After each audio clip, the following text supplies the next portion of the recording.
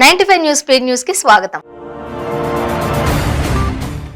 అనంతపురం జిల్లా రాప్తాడు నియోజకవర్గంలో పాదయాత్ర చేపట్టిన టీడీపీ నాయకురాలు పరిటాల సునీత ఎమ్మెల్యే తోపుదుర్తి ప్రకాష్ రెడ్డి టార్గెట్ గా హాట్ కామెంట్స్ చేశారు. ఇక నోరుంది కదా అని ఏది పడితే అది మాట్లాడితే ఖబర్దార్ అంటూ హెచ్చరించారు. ప్రకాష్ రెడ్డి జాగ్రత్తగా ఉండు అంటూ వార్నింగ్ ఇచ్చారు. ఈడీ దాడులపై సిపిఐ నేత నారాయణ సంచలన వ్యాఖ్యలు చేశారు. తిరుపతిలో ఆయన మీడియాతో మాట్లాడుతూ ఈడీ ఎక్కడ దాడులు చేసినా వాళ్ల వద్ద ఉన్న కెమెరాలతో లైవ్ పెట్టాలన్నారు.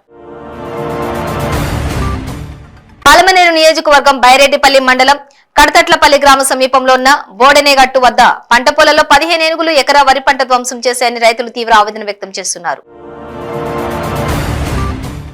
నంద్యాల గుడ్ షెపర్డ్ స్కూల్లో ప్రమాదం సంభవించింది. 5వ తరగతి విద్యార్థి వసీకర్ స్కూల్ బిల్డింగ్ పై నుంచి క్రిందకు పడిపోయాడు. ఈ ప్రమాదంలో విద్యార్థికి తీవ్ర గాయాలయ్యాయి.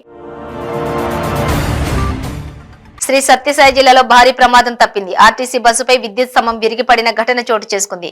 పావుగడ వైపు నుంచి పెనుకొండ వెళ్తున్నటువంటి బస్సు బస్టాండ్ సమీపంలో ఆగి ఉండగా ఒక్కసారిగా రోడ్డు పక్కన ఉన్న విద్యుత్ స్తంభం విరిగి బస్సుపై పడింది. మేడ్చల్ మల్కాజిగిరి జిల్లా ఉప్పల్ అసెంబ్లీ పరిధిలో గల Meerpet HB colony 4th division లో బీఎస్పీ తెలంగాణ అధ్యక్షులు డాక్టర్ ఆర్ఎస్ ప్రవీణ్ కుమార్ 55వ జన్మదిన వేడుకలు ఘనంగా జరిగాయి. భారతీయ జనతా పార్టీ దేశంలోని చేస్తున్న అక్రమాలు ఆర్థిక విధానాలను తరిమికొట్టాలని రాహుల్ గాంధీ భారత్ జోడో యాత్ర చేపట్టారని పీసీసీ అధ్యక్షులు డాక్టర్ శైలజానాథ్ తెలిపారు. వైసీపీ ప్రభుత్వంపై బీజేపీ రాష్ట్ర అధ్యక్షులు సోము వీర్రాజు నిప్పులు చెరిగారు. ధాన్యం కొనుగోలులో మిల్లర్ల పాత్ర లేకుండా చేయగలరా అంటూ ముఖ్యమంత్రికి సవాల్ విసిరారు. ఎన్నో ఏండ్లుగా సాధువులుగా జీవిస్తున్న మల్లికార్జున స్వామి సేవలో జపాలు ధ్యానాలు చేస్తూ శివుని సేవలో తరిస్తున్న సాధువులకు శ్రీశైలం దేవస్థానం ఈవో లవన్న వరాల వర్షం కురిపించారు. సాధువులకు ఉండేందుకు అవసరమైనటువంటి ఆశ్రమాన్ని ఏర్పాటు చేసేందుకు స్థలం కేటాయిస్తున్నట్లు ఈవో లవన్న వెల్లడించారు. తాడిపత్రి టీడీపీ నియోజకవర్గ ఇన్ఛార్జ్ జేసీ అస్మిత్ రెడ్డి పట్టణంలోని 3వ వార్డులో పర్యటిస్తుండగా వైకాపా కార్యకర్తలు అడ్డుకుని రాళ్లతో పాల్పడిన విషయం విదితమే. ఈ దాడులకు నిరసనగా మున్సిపల్ చైర్మన్ జేసీ ప్రభాకర్ రెడ్డి ఆధ్వర్యంలో టీడీపీ మహిళా కార్యకర్తలు నల్ల దుస్తులు ధరించి పట్టణంలో మౌన ప్రదర్శన నిర్వహించారు. జగిత్యాల జిల్లా రాయకల్ మార్కెట్ స్థలంలో సమీకృత మార్కెట్ ఏర్పాటు ప్రతిపాదనపై ఎమ్మెల్సీ జీవన్ రెడ్డి ఆగ్రహం వ్యక్తం చేశారు. శివాజీ విగ్రహం నుండి తహసీల్దార్ కార్యాలయం వరకు ర్యాలీ నిర్వహించి తహసీల్దార్ కు వినతి పత్రం అందజేశారు.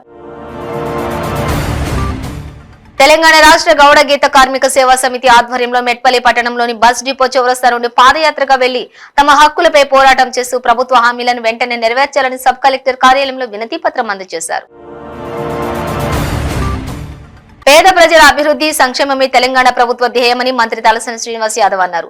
బంజారాహిల్స్ లోని శ్రీరామ్ నగర్ లోని 2 కోట్ల రూపాయల ఖర్చుతో జీహెచ్ఎంసీ నిర్మిస్తున్న మల్టీపర్పస్ కమ్యూనిటీ హాల్ పనులను ఆయన ప్రారంభించారు.